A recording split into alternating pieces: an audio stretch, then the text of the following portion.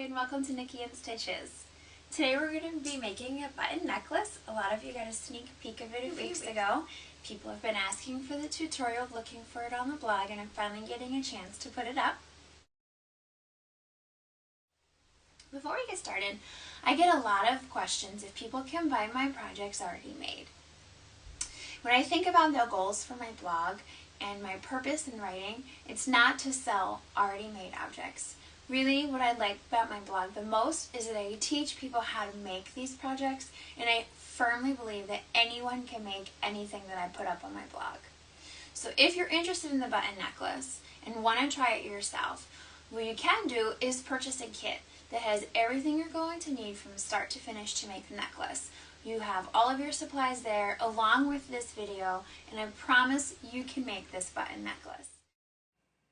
If you'd like to purchase a kit, you can visit www.nikkiandstitches.com or follow the links there from my blog. And I'm excited for everyone to try this along with me. Okay, so the first thing we're going to do is cut our embroidery floss into 4 24-inch long pieces. So I have those cut here. If you're familiar with embroidery floss, you know that it comes in 6 plies.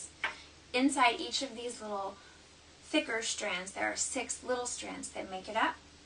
So we're going to separate that into 3 strands each. So we're going to end up with then 8 pieces of 2-foot long embroidery floss.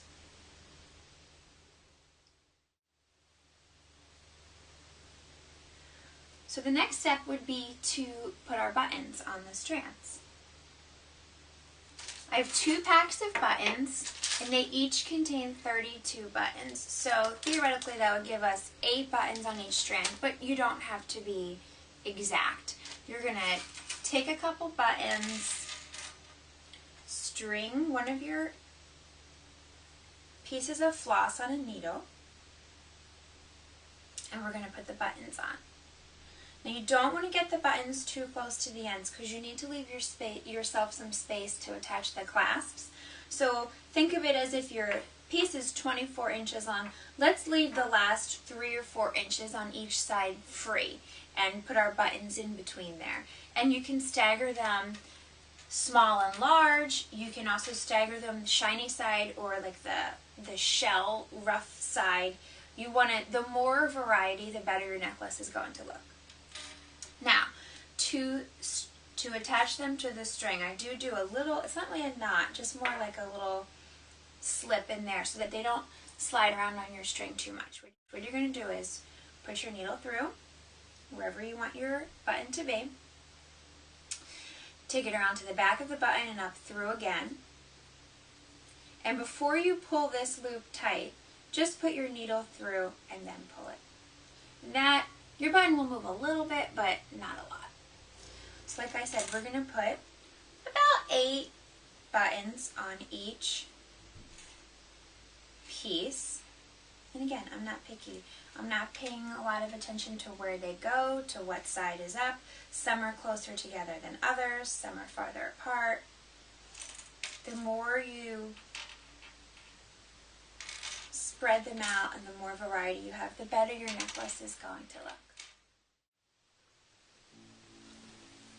Okay, so now we're ready to attach the clasps, and before I do that, just to give the necklace a little more variety as soon as you put it on. I mean, you could just put the clasp on and then let them kind of tangle themselves up a little bit, but I like to do a little tangling before so your necklace is ready to go right away.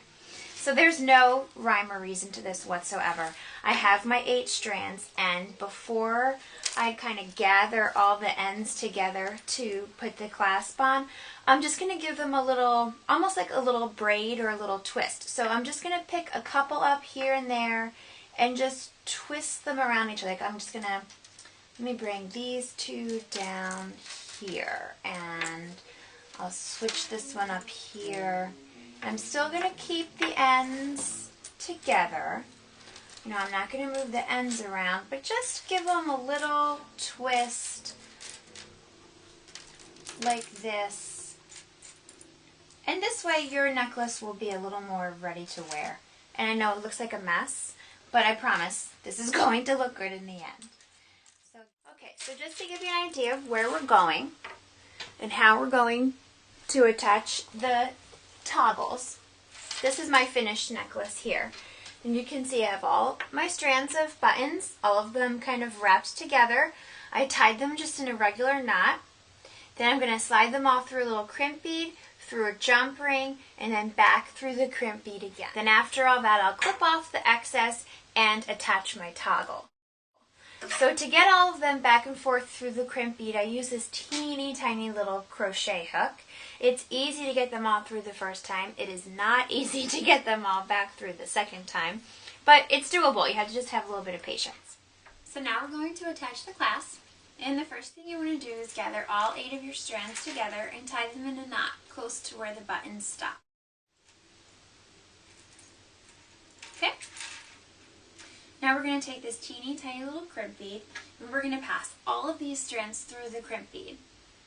So the easiest way to do it is to put them through your crochet hook, or put the crochet hook through the bead, and then pass all of them through the crimp bead by just pulling them through with a crochet hook.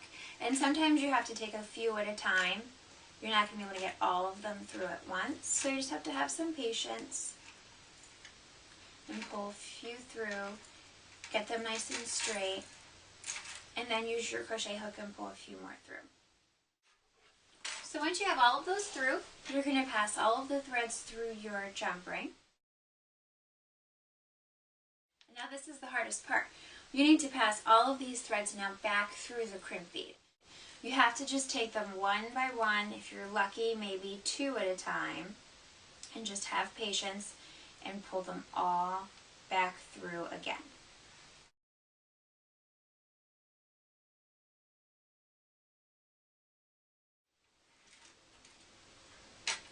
So once you have all of them through, you're going to take your pliers and give your crimp bead a really good squeeze, as hard as you can. And what that does is the teeth inside of there kind of will grip on to your thread, and it's not going to budge. Then you have this long tail that you're going to clip off. Just be careful that you don't clip your knot. So now use your pliers to open up your jump ring where it's split. You just grasp onto it, give it a little twist, and it'll open up. Take the other end of your toggle and slip it on there, and then use your pliers again to squeeze it back into place. And now you have half of your clasp put on. You have to do the same exact thing to the other side. So again, if you like the bead necklace, feel free to make one yourself, and I hope this video helps you to do it. And if you're intimidated, you don't know what to buy at the craft store, or you don't have all the tools that you need, you can buy a kit, and everything is in there from start to finish. And I really encourage you to make this yourself. You're going to love it even more if you make it yourself, for yourself, or for someone else.